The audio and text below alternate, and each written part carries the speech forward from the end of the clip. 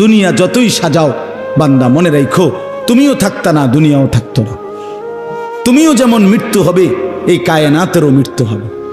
এই দুনিয়ার প্রত্যেক মানুষের মৃত্যু হলে সেটারে মৌত বলে, আর একদিন গোটা সৃষ্টি জগতের মৃত্যু হবে সেটারে কিয়ামত বলে। সেটারে কিয়ামত বলে। কেউ থাকবে না, আল্লাহ কথাটা বারবার মনে করাইছে। তোমার যেমন মৃত্যু হবে, সৃষ্টি জগতেরও মৃত্যু হবে। ইজাস সামাউন ফাতারাত ওয়া ইদাল কাওয়াকিবুন তাসারাত। আল্লাহ বলেছেন ইজাস শামসু কুফিরাত।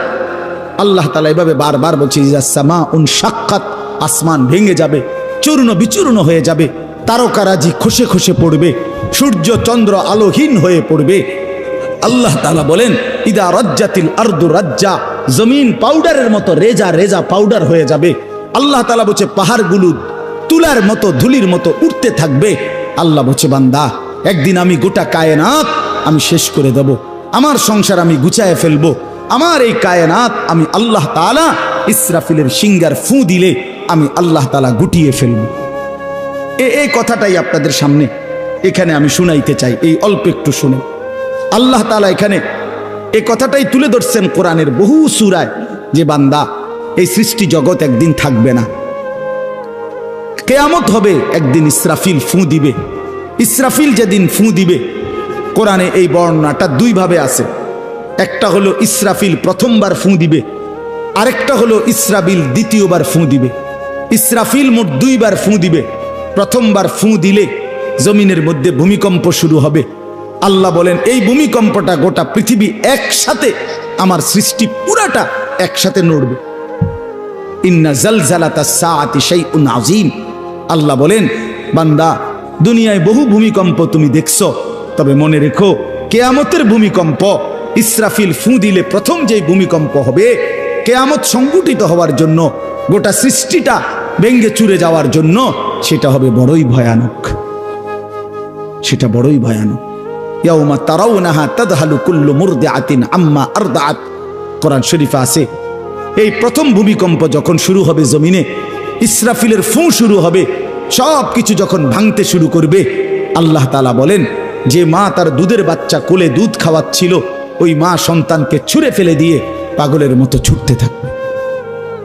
ওয়াতাদাউ কুল্লু যাতি হামলিন হামলাহা, যে মায়ের পেটের বাচ্চা 10 মাস পূর্ণ হয়ে গেছে, এই আর ঘন্টা 2-4 ঘন্টা পরে বাচ্চাটা প্রসব হবে। আল্লাহর কসম, আল্লাহ কোরআনে বলছে সেই গর্ভধারিণী মা 10 মাস যে তার সন্তানকে গর্ভে লালন করেছে, ইসরাফিলের ফু দিলে জমিনের কম্পন যখন শুরু হবে, ভূমিকম্প, তখন এই গর্ভধারিণী মা এভাবে দৌড়বে, এভাবে ছুটবে, নিজের বাচ্চা নিজের থেকে খালাস হয়ে পড়ে যাবে, বা ফিরেও তাকাবে। ও তারা নাসা সুকারা, আল্লাহ বলে সমস্ত মানুষগুলো বাতালের মতো দৌড়তে থাকবে। এইভাবে সব কিছু কাঁপতে কাঁপতে সব কিছু কিছু দূর গিয়া গিয়া ভাঙ্গা ভাঙ্গা পড়বে, মুখ থুবড়ে পড়বে। তো আল্লাহ রাসূল সাল্লাল্লাহু আলাইহি সাল্লাম বলেন সমস্ত কিছু এই সৃষ্টি জগতের যা আছে আল্লাহ ব্যতীত সব কিছুই প্রথম ফুঁয়ের পরে কাঁপতে কাঁপতে ভূমিকম্পের মতো হয়ে জমিনের তলদেশে চলে যাবে। মাটির উপরে তখন একটি সুতা আর থাকবে না, আর কিছুই না। এই হলো কিয়ামত, প্রথম ফু, প্রথম ভূমিকম্প। নির্দিষ্ট একটা সময় পরে আবার আল্লাহ তাআলা ইসরাফিলকে জীবিত করে আবার বলবেন আরেকটা ফু দাও, একটি নির্দিষ্ট সময় পরে। সেই সময়টা কতদিন? হাদিসের একটি বর্ণনা থেকে, নবীজির একটা বর্ণনা থেকে মুহাদ্দিসিনে কেরাম বলছে এই দ্বিতীয় ফু আর প্রথম ফুর মাঝখানে, প্রথম ফুতে সব কিছু যখন কবরে চলে যাবে, তখন হতে পারে দ্বিতীয় ফু দিতে দিতে মাঝখানের সময় 40,000 বছর। আমার বন্ধু, আমার বাপ, আমার ভাই, রাত হইছে, কষ্ট সবাই করতেছেন, এতটুকু তো ভাবেন সর্বশেষ যেই লোকটা কবরে যাবে, শেষ হতে পারে তাকে কবরেই থাকতে হবে 40,000 বছর। তো এখন যারা মরতেছে তারা কবরে আছে আজকে কত বছর? নবীজি সাল্লাল্লাহু আলাইহি সাল্লামের জামানায় যারা মারা গেছে তারা আজকে কতদিন কবরে? ওই নূহ আলাইহিস সালামের জামানায় যারা মারা গেছে তারা আজকে কতদিন কবরে? ভেবে দেখেন। আচ্ছা, এই শেষ লোকটাই যদি 40,000 বছর থাকতে হয়, আর যদি কবরের আযাব হয়, তার কি পরিমাণ কষ্ট পাবে সে, কি পরিমাণ কষ্ট পাবে। আল্লাহ রাসূল সাল্লাল্লাহু আলাইহি সাল্লাম বলেন, কবরের প্রথম শাস্তিটা কি? কোন ব্যক্তি যখন কবরের প্রশ্নের জবাব দিতে পারবে না, তখন আল্লাহর পক্ষ থেকে ফেরেশতাদেরকে বলবে, কাযাবা আব্দি, আমার বান্দা মিথ্যা বলেছে। ফাআফরিশুহু মিনান নার ওয়ালবাসুহু মিনান নার ওয়াফতাহু লাহু বাবান ইলান নার। আল্লাহ বলবে ফেরেশতাদেরকে, ফেরেশতারা আমার এই নাফরমান বান্দার কবরের মধ্যে জাহান্নামের বিছানা বিছিয়ে দাও, আগুনের পোশাক পরিয়ে দাও, আর জাহান্নাম বরাবর তার জন্য একটা দরজা খুলে দাও। এরপরে নবীজি বলছেন, ফেরেশতারা এই ব্যবস্থাপনা করে, আল্লাহর কসম বাফ, নবীজি বলছেন ফেরেশতারা যখন চলে যাবে, এই আগুনের বিছানা বিছাইয়া, আগুনের পোশাক পরাইয়া, আর জাহান্নামের দরজা খুলে দিয়ে যখন কবরে রেখে এই নাফরমানকে রেখে যাবে, তখন আল্লাহ নবী সাল্লাল্লাহু আলাইহি সাল্লাম বলেন, প্রথম মুহূর্তেই ফেরেশতা চলে যাওয়ার সাথে সাথে মাটি ডান দিক থেকে এই নাফরমানকে একটা চাপ দিবে, বাম দিকে ডান পাশের হাড্ডি পাঁজর ভাঙ্গা বাম দিকে চলে যাবে। বাম দিকের মাটি ডান দিকে চাপ দিবে, তো বাম দিকের হাড্ডি পাঁজর ভাঙ্গা ডান দিকে চলে আসবে। আল্লাহ আমাকে মাফ করে দেন। আল্লাহুম্মা ইন্নী আউযু বিকা মিন আযাবিল কবর। নবী সাল্লাল্লাহু আলাইহি সাল্লাম 5 ওয়াক্ত নামাজের পরে, আল্লাহর কসম বন্ধু, প্রতিদিন 5 ওয়াক্ত নামাজের পরে নবীজি কবরের আযাব থেকে পানাহ চাইতেন, প্রতিদিন। হযরত উসমান রাদিয়াল্লাহু তাআলা আনহু কবরের সামনে দাঁড়াইলে এই পরিমাণ কাঁদতেন, হাত্তা ইয়াবুল্লা লিহিয়াতাহু। হাদিসে আছে কিতাবে যে তার দাড়িগুলো ভিজে ভিজে যাইত, দাড়ি ভিজে যাইত, এই পরিমাণ কাঁদতেন কবর দেখলে। এরপরে তো সামনে ভাইয়া, বিষয়টাকে হালকা মনে করেন না। বাবারা আমার, ছেলেরা আমার, বিষয়টাকে দোস্ত আমার, হালকা মনে করেন। এই বেনামাজি জিন্দিগি কষ্ট পাইবেন, এই বেহায়ার জিন্দিগি কষ্ট পাইবা বাপ। আমি বলছিলাম আরেকটা কথা আল্লাহ নবী বলবে, একটা কথা তো আল্লাহ বলছে, বান্দা আমি আর কতবার বললে, কেমনে বললে, আমি এর চাইতে দামি আর কোন কথা নাজিল করলে তুমি আমারে মানতা। আর নবীজি বলবে হাসরের ময়দানে, নবী বলবে, উম্মত তুমি জানো, হাদিসের তাফসীরের মধ্যে আছে, প্রত্যেক ব্যক্তি, আল্লাহ বলছে নবীকে, আমাদের নবী সাল্লাল্লাহু আলাইহি সাল্লামকে, বন্ধু আপনারে সামনে রাইখা আপনার উম্মতের আমল নামা আমি আপনারে সামনে রাইখা খুলমু। নবী সাল্লাল্লাহু আলাইহি ওয়াসাল্লাম যখন উম্মতের আমল নামা খুলে দেখবে, খোদার 365 দিনে কোনো দিন ফজরের নামাজের সেজদা নাই, 30 বছর সুদের ব্যবসা করছে, 50 বছর মিথ্যাই বলে গেছে, হারাম রোজগারি করেছে, 30 বছর যাবত মহিলাটা কোনো পর্দা করে নাই, ঘরের মধ্যে কোনো দিন শরীয়ত বলতে কিছু নাই। আল্লাহর নবী সাল্লাল্লাহু আলাইহি সাল্লাম তখন বলবে, উম্মত তুমি জানো আমি 23টা বছর অনবরত তোমার জন্য কেঁদেছিলাম। আমি সেই নবী, যে নবী সারা রাত এশার নামাজের পরে দাঁড়াইছি ফজরের আজান পর্যন্ত, এক দাঁড়ানোতে চোখের পানি ফেলে উম্মতের জন্য দোয়া করছিলাম। আল্লাহ রসুলের স্ত্রী আম্মা জান আয়েশা বলছেন, নবী এই পরিমাণ কাঁদছে, এতটা লম্বা দাঁড়ায় ছিল উম্মতের জন্য, হাত্তা তাওয়াররামাত কাদামাহু, 2টা পাও ফুলে ফুলে গেছে। আল্লাহ নবী বলবেন, উম্মত আমি 23 বছর কাঁদছি রে, প্রতিটা রাত কেঁদেছি, দিন কেঁদেছি। আমি এই পরিমাণ, পিঠটা খুলে দেখাবে চাদর সরিয়ে, আমার উম্মত আমার পিঠটা দেখো, তায়েফের পাথরের আঘাতে আমার পিঠ কি পরিমাণ ছিদ্র ছিদ্র হয়ে গেছে। আমি সেই নবী, যে নবী তোদের জন্য পেটে ক্ষুধার কষ্টে পাথর ভাঙছিলাম 2টা। আমি উহুদের ময়দানে দান দান শহীদ করে রক্ত মাখা শরীর নিয়ে বেহুশ হয়ে লম্বা সময় পড়েছিলাম। আমার ঘরের চুলায় 3 মাস, হাদিসে আছে আম্মা জান আয়েশা বলছেন, নবীজির ঘরে আমরা 9 জন বিবি, উনি বলছে আল্লাহর কসম 3 মাস, কোনো দিন টানা 3 মাসে কোনো দিন আমাদের ঘরের চুলায়, 9 জন বিবির ঘরে কারো ঘরের চুলায় কোনো দিন আগুন জ্বলে না। 3 মাস খেজুর আর পানি দিয়ে আমরা জিন্দেগি কাটাইছি। আল্লাহ নবী বলবেন, উম্মত তাহলে এত কাঁদলাম কার জন্য, এত রক্ত ঝরাইলাম কার জন্য, পেটে পাথর বাঁধলাম কার জন্য, বিনিময়ে এটা কি আমল নামা নিয়ে আসছো? ছেলেরা বলো ভাই, একটা ছেলে বলো রাসূলুল্লাহ সাল্লাল্লাহু আলাইহি ওয়াসাল্লামের সুপারিশটা একটা মামুলি ব্যাপার? রাসূলুল্লাহ সাল্লাল্লাহু আলাইহি ওয়াসাল্লাম বলবে, উম্মত এটা কি আনলা? আমি এই আমল নামা নিয়া আমার মতো এত বড় শ্রেষ্ঠ রাসূলের উম্মত তুমি, আমি মালিকের সামনে দাঁড়ামু কেমনে, এটা দেখামু কেমনে?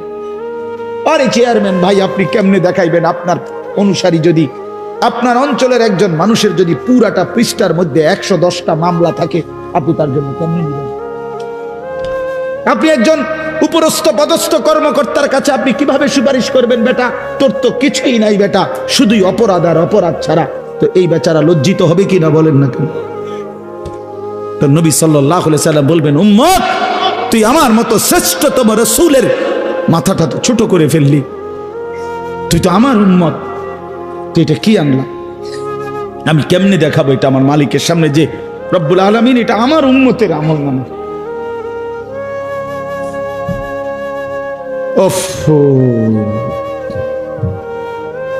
চলেন ভাই,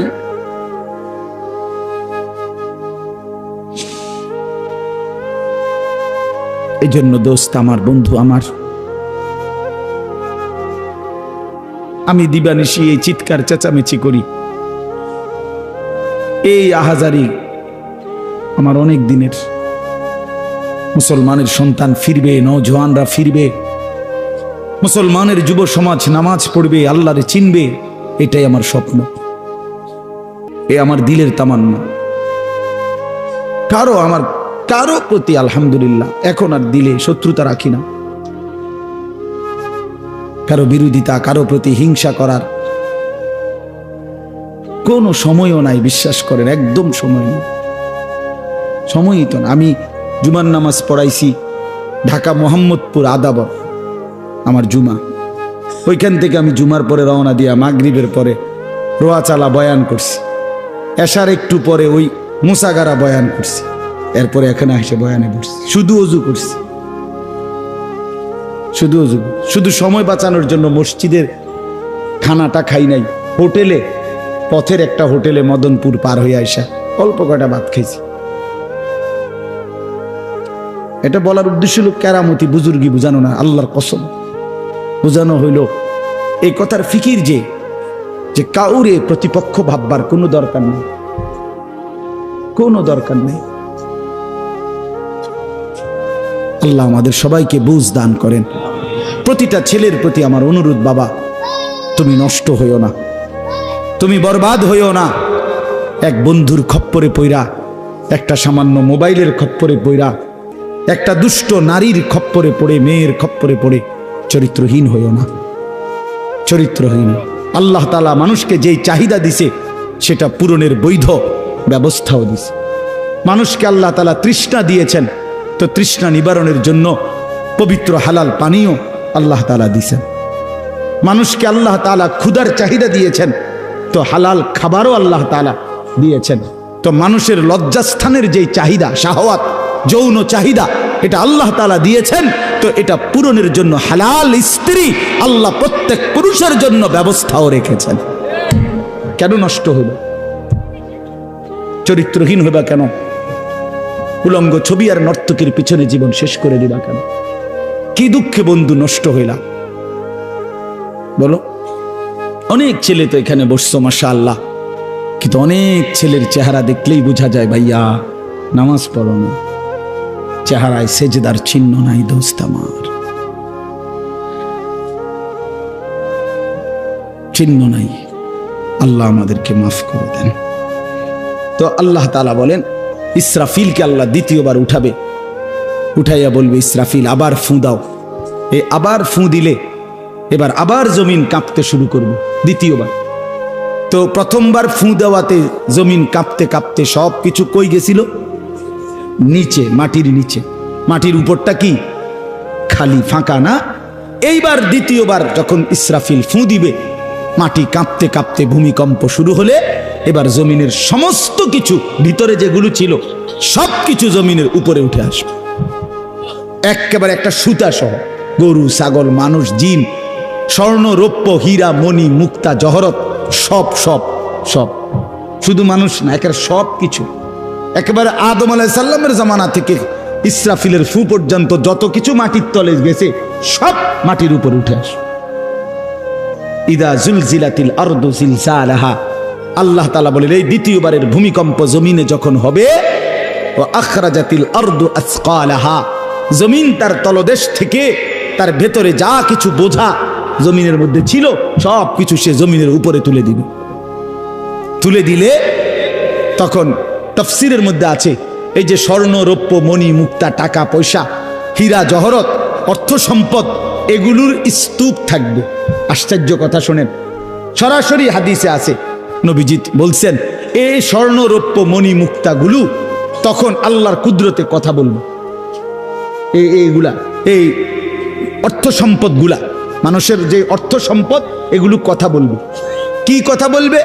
চোরেরে ডাক দিবে, আইনা সারিক, এই চোর, এদিকে বাটফার, এদিকে এই সম্পদের জন্য চুরি করেছিলি, আজ যা দরকার নেই। আইয়ুহাল কাতি, এই ডাকাত, এদিকে এখান থেকে নে, এই সম্পদের জন্য ডাকাতি করছি, নে এখন নে। সরাসরি হাদিস আছে, রাসূলুল্লাহ সাল্লাল্লাহু আলাইহি ওয়াসাল্লাম বলছেন এই অর্থ সম্পদ ডাক দিয়া বলবে, হে আত্মীয়তার সম্পর্ক ছিন্নকারী বেঈমান, এদিকে এই সম্পত্তির জন্য আপন ভাইকে বঞ্চিত করছিলি, আপন চাচাকে বঞ্চিত করছিলি, আপন ভাতিজারে বঞ্চিত করছিলি, এর জন্যই আত্মীয়তার সম্পর্ক ছিন্ন করেছিলি, এখন নে যা লাগবে নে, হারাম কর এখন নে, সুদখোর কত টাকা দরকার তোর এখন নে। আল্লাহর কসম, মানুষ পাগল হয়ে যাবে, অবাক হয়ে যাবে। আর এটা কি? এই এরপরের আয়াত, ওয়াকালাল ইনসানু মা লাহা, লোকেরা বলবে এটা কি হলো, আরে এটা কি কারবার, এগুলো কথা কয় কেমনে, এগুলো কয় কি, এগুলা মানুষ সব অবাক হয়ে যাবে, বলবে একে অপরে মা লাহা, জমিনের কি হলো, এগুলোর কি হলো, এগুলো কথা বলছে কেন, এগুলো কি বলতেছে এগুলো? অর্থাৎ কেউ তো কিছুই নিবে না, নিবে কিছু, কথা বলেন না কেন কারো কোনো। তো এবার আল্লাহ বলেন ইয়াউমা ইদিন তুহাদ্দিসু আখবারাহা, আল্লাহ বলে বান্দা অর্থ সম্পদগুলো কথা বলছে দেখে অবাক হইলা, এখনো না দেখবা আসল খেলা, এখনো না দেখবা মেন খেলাটা, যে এখন দেখবা তোমার পায়ের নিচের জমিন, তোমার পুরা জিন্দেগির ভালো মন্দ সমস্ত কিছু তোমার সামনে আমি আল্লাহর সামনে বলে দিব। এখন শুনবে, এই জমিন তোমার ভালো মন্দ কথা বলবে। ইয়াউমা ইদিন তুহাদ্দিসু আখবারাহা, তোমার প্রতিটা মিনিট সেকেন্ড একাকী প্রকাশ্য, ঘরে বাহিরে, লোকালয়ে, আলোতে, অন্ধকারে, রাত গভীরে, দিনের আলোতে, তুমি যা ভালো করেছো তাও বলবে, তুমি যা মন্দ করেছো তাও বলবে। রাত গভীরে তাহাজ্জুদের নামাজ পড়ছিলা, এই জমিন এখন বলবে রাত গভীরে জিনা ব্যভিচার, মদের আড্ডা, জুয়ার আড্ডায়, নারীর আড্ডায় পড়েছিলা, এটাও এখন বলবে। শুনবে, এখন শুনবে। তখন লোকেরা বলবে হায়, জমিন কেমনে কথা বলে, সম্পদ কেমনে কথা বলে। তো আল্লাহ বলেন বিআন্না রাব্বাকা আওহা লাহা, এজন্য বলে যেহেতু আল্লাহ তাআলা আদেশ করেছে। আল্লাহ আদেশ করলে তার গোটা সৃষ্টি কথা বলে, তাহলে মূলত জিহ্বায় কথা বলে না, আল্লাহ আদেশ করলে গোশতের এই টুকরাটা কথা বলে। নাহলে যেই লোক, আপনারা কোনো বোবা দেখছেন, কথা বলেন না, বোবা মানুষ দেখছেন কখনো? তো বোবা মানুষের তো জিহ্বা নাই, ঠিক না? আছে না? আছে কিনা বলেন না? তো হে কথা কয় না কা, কথা বলে না কা কেন, মানে কথা বলে না কেন, মানে জিহ্বা তো আছে কিন্তু কথা বলে না কা। বুঝা গেল কি? আল্লাহর হুকুম হলে কথা বলে। যে কানে শুনে না, তার এখান দিয়ে এরকম কান নাই, তো হে শুনে না কান, তাহলে কানে দিয়ে শুনে না, আল্লাহর হুকুম হইলে শুনে। যে অন্ধ, সে তার কি এরকম চোখ নাই, তো হে দেখে না কা। মূলত আল্লাহর হুকুম হলেই চোখে দেখে, নাইলে দেখেন। তো ঠিক আল্লাহর হুকুম হইলে গোশতের এই টুকরাটা যদি কথা বলতে পারে, আল্লাহর হুকুম হইলে গোটা সৃষ্টিও কথা বলতে পারে, গোটা সৃষ্টিও কথা বলতে পারে। এবার আসেন এই শেষ ইয়াউমাইদিন ইয়াসদুরুন নাসু আশতাতাল লিয়ারাউ আমালাহুম, ফেরেশতারা সমস্ত মানুষকে দলে দলে দলে দলে গ্রুপ গ্রুপ করে ভাগ করে দিবে। আর এই ভাগে ভাগে লোকেরা নিজেদের পুরা জিন্দেগির আমলনামা দেখার জন্য, নেওয়ার জন্য নির্দিষ্ট জায়গায় যাবে। ফেরেশতারা বলবে যান, সামনে যান। সামনে গেলেই আপনার আমলনামা আপনি আপনার হাতে পাবেন, আপনি পড়বেন, আপনি দেখবেন, যান ওইখানে ফাইল দিতেছে, যান সবাই যান। এই দলে দলে মানুষ যাবে। এইবার আমলনামা যখন হাতে দিবে, আল্লাহ তাআলা বলেন ফামান ইয়ামাল মিসকালা যাররাতিন খায়রান ইয়ারা, এক বিন্দু ভালো যে করেছে সে তাও দেখতে পাবে। ওমান ইয়ামাল মিসকালা যাররাতিন শাররান ইয়ারা, এক বিন্দু মন্দ যে করেছে সে তাও দেখতে পাবে। প্রতি সেকেন্ড, প্রতি ঘন্টা, প্রতি মিনিট, প্রতি মুহূর্ত, প্রতি লামহা, প্রতি জাররা সে দেবে। জাররা এই শব্দটা হলো কোরআনের, এই শব্দটা একটি এতটুকু পরিমাপ তাফসীরের মধ্যে লিখছে লা জিনাতা লাহা, যেটার কোনো ওজন হয় না, মাপলে কোনো ওজন আসে না, এত সামান্য। মানে এটা 100 গ্রামও না, 1 গ্রামও না, 1 গ্রামও না, 1 গ্রামের অর্ধেকও না, অর্ধেকের অর্ধেকও না। এটা অণুও না, পরমাণুও না, এটা ইলেকট্রনও না, নিউট্রনও না, প্রোটনও না, কিচ্ছু না। বিজ্ঞান তো এগুলো ভাগ করছে না, ভাগ করে করে আপনার অণু থেকে পরমাণু, পরমাণু থেকে এখন আরো ভাগ করছে। এই ইলেকট্রন, প্রোটন, নিউট্রন এগুলো ভাগ করতে করতে সূক্ষ্ম থেকে সূক্ষ্ম, সূক্ষ্ম থেকে সূক্ষ্ম বিজ্ঞান বাহির করতেছে। কিন্তু জাররা বলে যেটার কোনো ওজনই নাই, কিচ্ছু নাই, এটা এত সামান্য। মানে তুমি যেটারে কিছুই মনে করো নাই, আল্লাহ বলেন ওইটাই তুমি দেখবে, ওইটাই দেখবে। এই জন্য বাপ আমার শেষ রাত গভীরে এই কথাই, আমরা আমাদের একাকী কিংবা প্রকাশ্য, আমরা আমাদের রাত কিংবা দিন, ঘর কিংবা বাহির আড়াল করবার সুযোগ নেই। সুযোগ আছে ভাইয়া? ছেলেরা কাজেই রাতের 3টায় দুনিয়া ঘুমায়, আল্লাহ ঘুমায় না। অশ্লীল ছবি দেখো না। রাতের 3টায় মা ঘুমায়, বাবা ঘুমায়, মালিক ঘুমায় না। রাতের 3টায় মহল্লাবাসী ঘুমায়, কিন্তু আল্লাহ ঘুমায় না। আলাম ইয়ালাম বিআন্নাল্লাহা ইয়ারা, আল্লাহ বলে বান্দা তুমি জানো আমি কিন্তু সারাক্ষণ তোমাকে দেখি। কতক্ষণ? কতক্ষণ? আল্লাহ দেখেন কখন? সারাক্ষণ। এই জন্য আমরা প্রত্যেকে ইনশাআল্লাহ নিয়ত করি যে আমরা আমাদের আখিরাতকে ভাববো, ফিকির করব। আখিরাতের আশায় গুনাহ ছেড়ে দেন, আল্লাহর নাফরমানি ছেড়ে দেন, হালাল পথে জিন্দেগি চালান। একটু কষ্ট হলেও চলে যান, পার হয়ে যান। ऐसे रहे या वैसे रहे वहां देखना फिर कैसे रहे। বুজুর্গরা বলে এ দুনিয়ায় এমনে থাকো আর এমনে থাকো, কাইট মাইট হইয়া চিত্তিয়া মিত্তিয়া উঠতে লাগা। আসল দেখার বিষয় হলো ওয়াহা কেসে রাহে, সেখানে কেমন থাকবা, এটা হলো দে। এটা শেষ হয়ে যাবে। আজ রাত যার বাসর রাত, তারও ভোর হবে। আজকের রাত যার জেলখানায় ফাঁসির রাত, তার রাতও কি হয়ে যাবে? অট্টালিকার মানুষটাও মরে যাবে, জীর্ণ কুঠিরের মানুষটাও মরে যাবে। কোনোদিন দুঃখ যে দেখে নাই সেই সুখী মানুষটাও কবরে চলে যাবে। কোনোদিন সুখ যে দেখে নাই সেও মরে যাবে। আমিও না, আপনিও না, বাবাও না, সন্তানও না, মাও না, কেউ না, কেউ থাকবে না, কেউ না, কেউ না। আজকে আমরা কবরবাসীদের স্মরণ করে দোয়া করি, এই আগামী 20 বছর 30 বছরের মাথায় আমাদেরকে স্মরণ করে, আমাদেরকে কবরবাসী মনে করে, আমাদের পরবর্তীরা মনে করে। এই না জিন্দিগি? কথা বলেন না, এই না জিন্দিগি?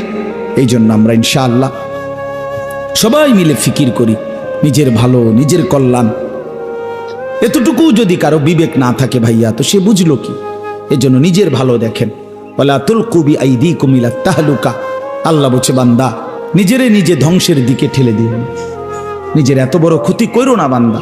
এই পৃথিবী তুমি গেলেও থাকবে। এই আমরা যারা মনে করি, হ্যাঁ অনেক বয়স্ক মাঝ বয়সী লোক আছে, আমি থাকতে যদি আমার জি40 একটু ঘর দুয়ার জাগা জমি দলিল টলিল একটু লাইন ফাইন করে দিয়া যাইতে না পারি, আমি মরলে তারা কেমনে চলবো কেমনে খাইবো হেবড়া কয় চা দোয়ানে বইয়া বইয়া হেবড়া কেমনে চলবো তারা না চাচা আমনে মরিলে আর পৃথিবীতে কামাই রোজগারি উপার্জন সব বন্ধ হয়ে যাবে আমনেই শেষ কামলা পৃথিবীর শেষ কামলা আমনে মরার পরে মানুষ সব আপনার জিফুত বহন খাইব চা দিয়া ভিজাইয়া না ভাত তরকারি তো নাই আমনে মরলে কি আর ভাত তরকারি আগে দিত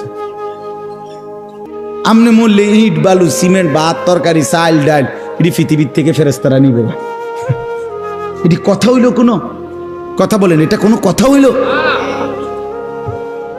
এই পৃথিবীতে আল্লাহ তাআলা যাকে হায়াত দিছেন তার জন্য রিজিকও রাখছেন অতএব দয়া করে এই ভুল না করি কেন সুদের টাকায় কিস্তির টাকায় হারামের টাকায় সন্তানকে আপনি উপার্জনের জন্য দুনিয়া দেশে কিংবা বিদেশে কেন পাঠাইতে হবে কে বলল আপনারে এই দায়িত্ব আপনার দিল কে যে আমি বেটা জাহান্নামে গিয়া হইল তোরে বিদেশ পাঠান লাগবো সুদে টিয়া লইয়া কিস্তিতে টাকা লইয়া কেন বলেন না এটা কোনো ইনসাফের কথা হইল এটা পৃথিবীর কোন আইনে আছে না আল্লাহর কোন আইনে আছে তো এটা কি